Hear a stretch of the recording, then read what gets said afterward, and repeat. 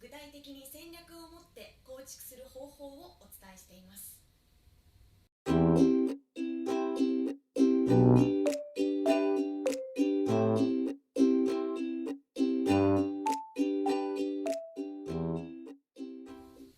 そして2つ目、資金調達について。起業する内容によっては日本政策金融公庫などの融資が必要な場合があります。その申請方法をお伝えしています。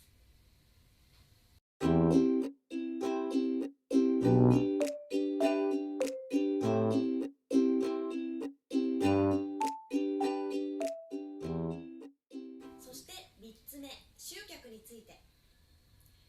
あなたの提供するサービスや商品を必要とする見込み客を最短で集めるノウハウが学べます。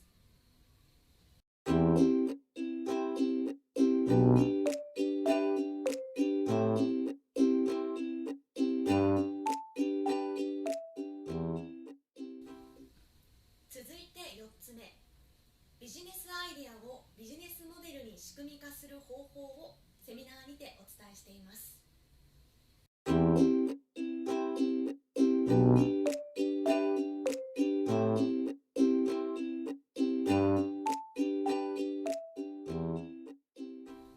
そして最後、5つ目がクロージングについて。どんなに見込み客を集めても最終的にあなたに依頼が来なければ売上にはつながりません。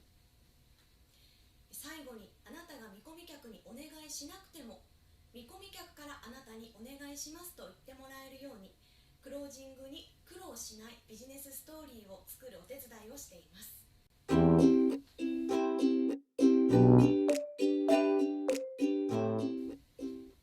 では皆様にセミナー会場でお会いできるのを楽しみにしております。